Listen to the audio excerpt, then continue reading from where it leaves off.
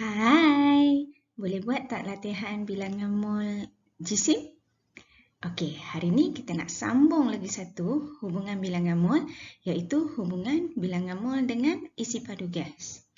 Cuba tengok belon ni. Macam mana kita nak sukat isi padu gas yang berada dalam belon tu? Cuba fikir. Bagaimanakah cara untuk menyukat isi padu gas di dalam belon? Bolehkah kita menggunakan rumus yang sama seperti kita mengira kuboid? Apa dia rumusnya? Panjang darab lebar darab tinggi. Boleh tak? Tak boleh kan? Kerana gas terlalu ringan. Tak sempat kita nak ukur panjang, lebar dan tinggi untuk gas tersebut. Bolehkah kita tuangkan gas ke dalam silinder penyukat seperti kita menyukat cecair? Boleh atau tak boleh? Pandai, tak boleh. Cuba tuang. Boleh tak kita baca isi padu gas tersebut dalam silinder penyukat? Tak boleh. Jadi, untuk gas sebenarnya adalah lebih mudah untuk kita menyukat isi padunya berbanding kita menyukat jisimnya kerana gas amat ringan dan juga tidak mempunyai bentuk yang tetap. Setelah kajian dibuat, ahli kimia mendapati bahawa isi padu bagi 1 mol gas mempunyai nilai yang sama pada suhu dan tekanan yang sama. So, asalkan dia 1 mol pada suhu dan tekanan yang sama, gas tu akan mempunyai nilai yang sama. Oleh itu, konsep isi padu molar diperkenalkan. Isi padu molar adalah isi padu yang ditempati ataupun isi padu yang diduduki oleh 1 mol gas. Dan kita juga ketahui bahawa dalam 1 mol gas terdapat sebanyak 6.02 darab 10 kuasa 23. Okey, setelah kajian dibuat, saintis mendapati bahawa nilai isi padu gas ataupun nilai isi padu molar gas adalah 22.4 pada keadaan piawai dan 24 desimeter padu mol negatif 1 pada suhu bilik ataupun pada keadaan bilik. Okey, so nilai ini adalah merupakan nilai isi padu molar. dm padu mol negatif 1 merupakan unit bagi isi padu molar. Okey. So, apa membezakan keadaan bilik dengan keadaan piawai ni? Okey, bezanya adalah pada suhu. Pada keadaan piawai, suhu adalah bersamaan dengan 0 darjah Celsius. T untuk temperature. Okey, manakala pada suhu bilik, saintis menetapkan bahawa pada suhu bilik adalah 25 darjah Celsius. Okey, tekanan sama untuk kedua-dua. Okey, P untuk pressure. Okey, so 1 atmosfera. Okey, faham anak-anak? So, berapa nilai isi padu molar gas? 22.4 pada keadaan piawai, standard temperature and pressure.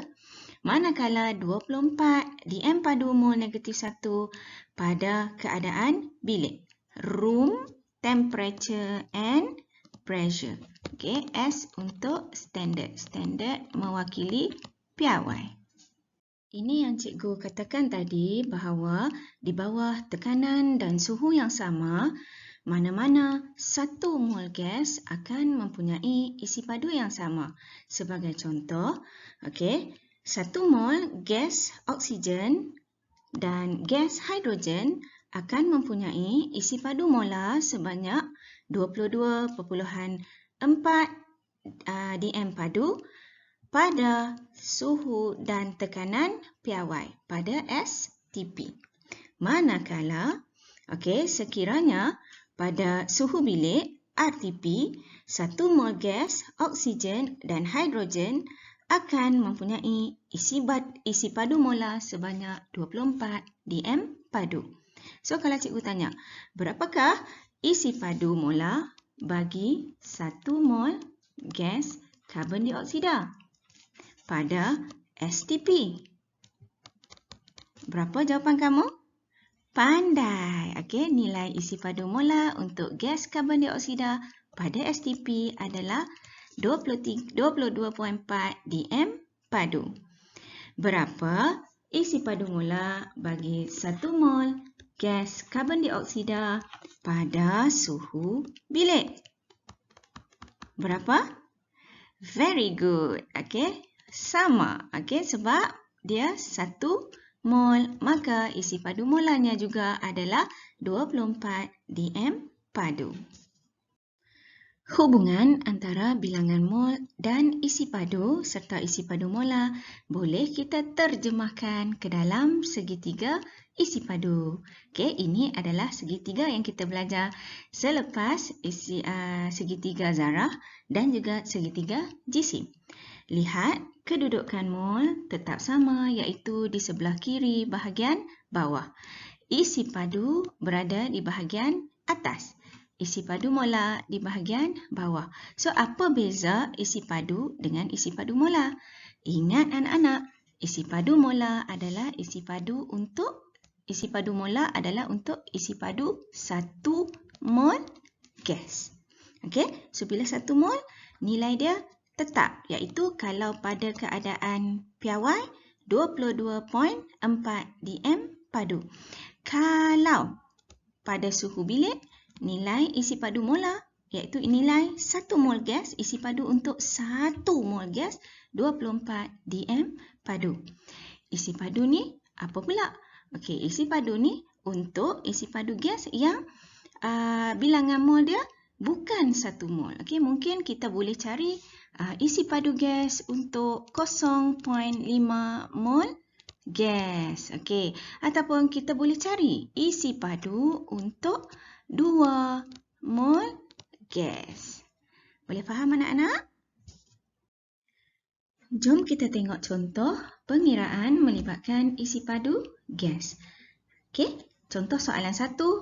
Apakah isi padu? Kita tengok soalan minta kita cari isi padu.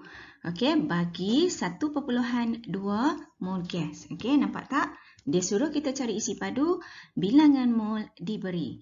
Okey, ingat ya anak-anak, segitiga isi padu ni kita guna hanya untuk bahan-bahan yang wujud dalam keadaan gas sahaja. Okey, untuk cecair kita tak guna segitiga isi padu. Boleh?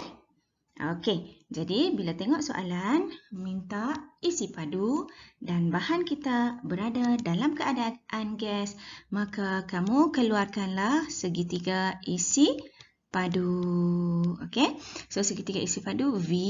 Okey, dan take note unit dia mesti dm padu. Okey, di sini kita letaknya mol dan di sini apa?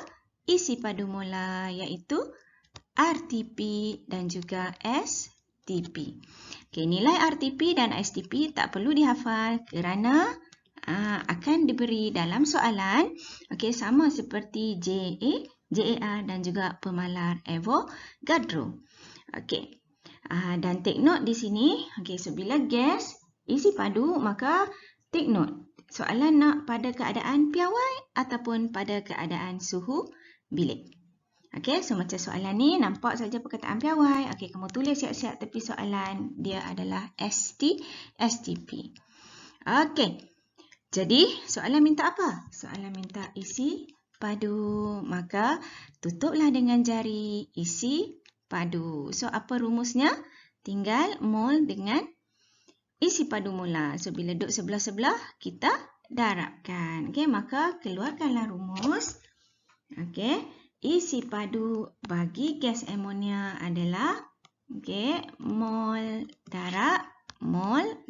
Okey, soalan minta STP, so kita ambil STP lah. So, mol darab STP. Okey, gantikan mol daripada soalan 1.2. Nilai STP adalah 22.4. Maka kamu akan dapat nilainya. Tekan kalkulator. Iya, very good. 26.88. Apa unit bagi isi padu? DM padu. Okey, so macam mana dapat DM padu? Okey, kita boleh tengok integrasi fizik di sini. Okey, di mana kita boleh permudahkan bilangan mol ni kita mansuhkan. So tinggallah unit DM padu sahaja. So ingat, kalau dia tanya isi padu, unit dia DM padu.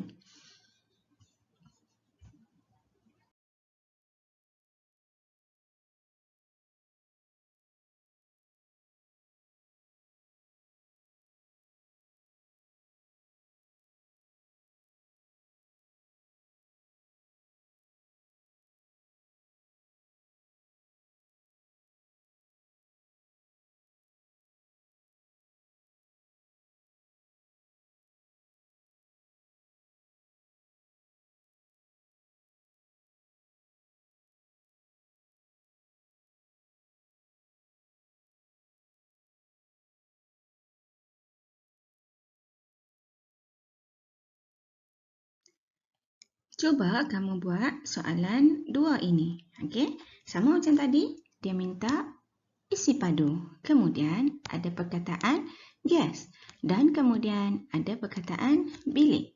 So, RTP. So, bila gas, keluarkan segitiga isi padu. V, mol, RTP, STP. Cuba selesaikan, maka nanti kamu akan dapat jawapan di bawah ini. Contoh seterusnya adalah apabila kita dikehendaki menghitung bilangan mol apabila isi padu gas diberi. Okey. So nak cari bilangan mol, ingat kita dah belajar 3 cara nak cari bilangan mol. Okey, ada segitiga jisim, ada segitiga zarah dan ada segitiga isi padu. So nak guna yang mana satu? Pandai. Kenapa kita nak guna segitiga isi padu? Iya, kerana bahan kita diberi dalam keadaan gas. So, bila bahan diberi dalam keadaan gas, maka kita kena guna untuk soalan ini segitiga isi padu. Okey, so kita keluarkan segitiga isi padu. Sekali lagi, V, mol, RTP, STP. Okey, so bila nak cari bilangan mol, tutuplah bilangan mol, maka rumus yang tinggal adalah V dengan RTP, STP. Okey, bila atas bawah ini bermakna bahagi. Okey, soalan minta pada keadaan bilik. Maka kita keluarkanlah rumus kita isi padu bahagi RTP. Okey, so kita boleh tulis isi padu, cari dalam soalan.